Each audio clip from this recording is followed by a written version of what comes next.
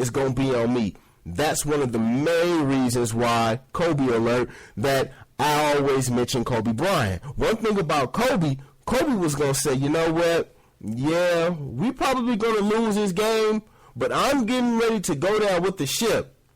LeBron, he's not going to do that. LeBron is going to say, you know what? Look at me and then look at them. Look how those guys are playing. So he is going to have to really, really bring it because this is a big game. He's going to have to do it. Kyrie Irving, love the way in which he's playing. Now, he might not pass the basketball a lot, but one thing that I'm kind of shocked is that he's actually playing some decent defense. And I like that. I like the fact that he's actually trying to play some defense, taking on the challenge. I speak about this a lot on this show. It's about taking on the challenge of an individual. When an individual and you see that he's on your level, don't sit there and don't run. Take it on. Steph Curry, I have criticized him for his lack of defense. But one thing that I can actually say is that Steph Curry, he has taken on that challenge. And that's what I respect. That's where greatness comes in. It's about, you know what? You great and I'm great. But somebody has to be better. You can't be better than me, and then you can't be better than me. So something is going to have to give. But yes, this series is going to boil down to LeBron James, Kyrie Irving, and then there's one more player that is going to have to show up. And I think you know who it is, but I'll talk about that next here on The Grizz.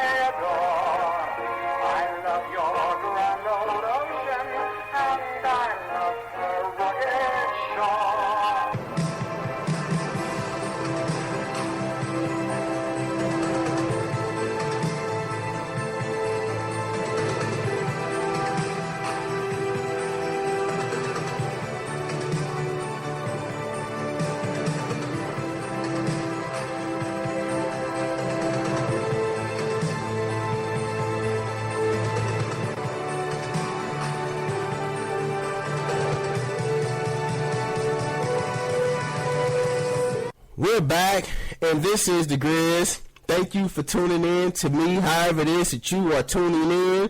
I'm here on SME, and I truly thank you for listening to me. Draymond Green was asked about his reaction with LeBron James that got him suspended, and he said, quote, "He's a great player." You know what I really wanted Draymond Green to say is that, and I'm going to be honest with you, I wanted him to talk some smack. I wanted him to say something like, he's nothing, it was Bush League what he did, forget him and his receding hairline. Like, I wanted him to go there. Like, just because you got suspended for the antics on the basketball court, that doesn't mean that you don't have to stop talking. I want you to speak. because it seems like he plays his best when he's fired up, but then also he's not at his best because as a result of what he did, they wound up losing that game. And I'm going to be honest with you, if they lose this game and they lose the series, Draymond Green, knowing the type of player he is, he's going to take this very, very hard because of what he did. You don't want to sit there and wake up LeBron James. Me and my brothers, we was talking about this too, about waking up LeBron James. LeBron James was asleep, and then all of a sudden, it's like you woke him up, and then now he's up, and then he's not going to sleep. One thing that we have seen from LeBron James is that he can win a series by himself. Ask Tayshaun Prince, ask Rasheed Wallace, ask Chauncey Billups, ask who else was on that team, Rip Hamilton, Ben Wallace. Ask those guys about LeBron James. They'll tell you about him. That guy, he can win a series by himself. So if Draymond Green, if what he did sits there and it affects what LeBron James is getting ready to do, then shame on Draymond Green, and then he really needs to evaluate himself because he ended up costing his team a chance to win because of his antics. Because, like he said, if he was there for Game 5, they win the series. And I think that if he was there, they probably would have blown out LeBron and company. That's just me. Kyrie Irving would have did what he was going to do. He was going to do that regardless. LeBron James, on the other hand, no, I don't believe that.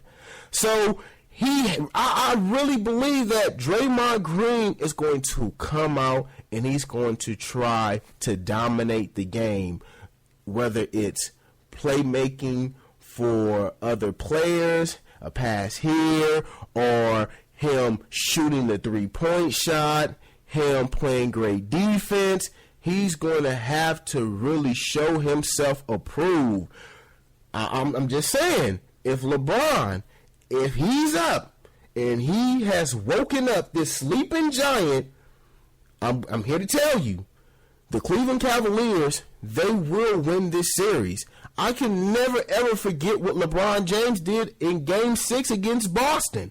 Everyone thought that series was over, including myself. But one thing that you can tell about LeBron James, if he's going to have a great game or not, you can tell within the first 6 minutes. That's what he did up against Boston. I remember that series, and everyone thought that the Heat was going to lose that series. And what LeBron James do? Came out and immediately dominate. If we see him do that, then I feel sorry for Golden State. It's going to be a wrap. It's going to be over. There's nothing that they can do. That means that jump shot is on. If LeBron James's jump shot is on, nobody. Let me reiterate this. There's not one person that the NBA has ever seen defensively, a perimeter player, Kobe. Who else is out there? You want to say Michael Cooper. You want to say Michael Jordan. Anyone. None of those guys can guard LeBron James if his jump shot is on. You're at his mercy. He's going to dominate you. There's nothing that you can do but pray to the Lord above and say, Lord, help me. Please help me. Because that's how great of a player he is. So, yes, Draymond Green, please. You know what? I ain't going to say please because I really don't care who wins this series. You know, I was asked, Grizz, who are you rooting for? Every time I talk to you, you always, it seems like, you're going for Cleveland. You're going for Steph Curry and company. And my thing is, I'm a Laker fan. I don't care who wins. My Lakers, they're not there. And then their rebuttals are, yeah, but it's going to take a long time for your Lakers to get back there. And I'm like, so what? Shut up. I don't want to hear that. That's just for me. So, yes, Golden State, they better be aware. They better be aware of LeBron James. I'm telling you, I'm trying to tell you. Now, there are individuals out there who are very, very disgusting to me. Seriously, to sit there and buy a mouth guard from an NBA player, for me, it's just totally disgusting. And what it tells me as an individual is that there are individuals out there who have never ever played sports. Why would anybody want to buy a used mouth guard of Steph Curry? I will never understand that. There are reports out there that is saying that the mouth guard will sell for at least $5,000. Who would do that? I'm just going to be honest with you. Who would do that? What, they want to pick up the mouth guard and then put the mouth guard to their nose and start sniffing his saliva? Who does that? Somebody, I don't get it. And then I'm reading this, and I got this off of a site, and I'm reading it, and it says that somebody bought Ty Cobbs. Now, he played baseball, and I'm reading this, and I'm saying, okay, there's somebody else out there that's nasty. Somebody bought Ty Cobb's dentures for $7,000 in 1989. Who would do that? That doesn't make any sense to me. You're disgusting, whoever bought it.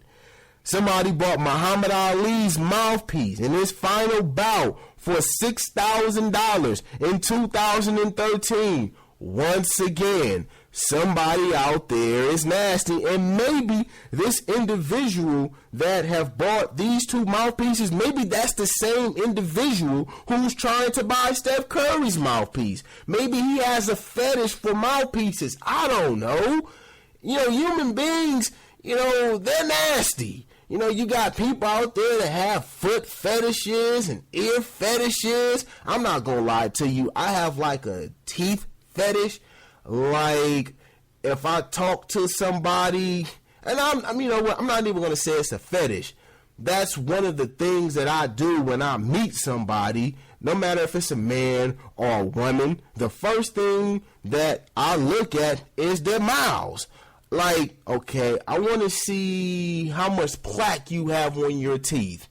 Okay, so yeah, you're not really brushing your teeth right. Your mouth is nasty. Okay, I see a lot of cavities in your mouth. Now, if we're talking about a woman, yeah, I really want to see what's going on in her mouth because, you know, I'm a passionate type guy. You know, I like to get intimate. This is an adult show, people. I know this ain't the shows that come on Stewart Media After Dark. I ain't that type of guy, even though I'm not knocking them for what they're doing. I'm not. But, you know, I'm a passionate type of guy. So, yes, you know, I like to French kiss.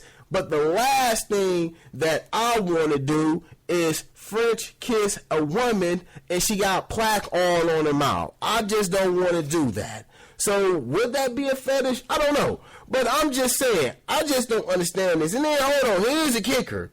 The Arizona Diamondbacks outfielder Luis Gonzalez, now mind you, he was the one who got the base hit against the New York Yankees, and this is when the Yankees was up. Mariano Rivera, he blew the game. That was because Luis Gonzalez, hold on, let me get this right.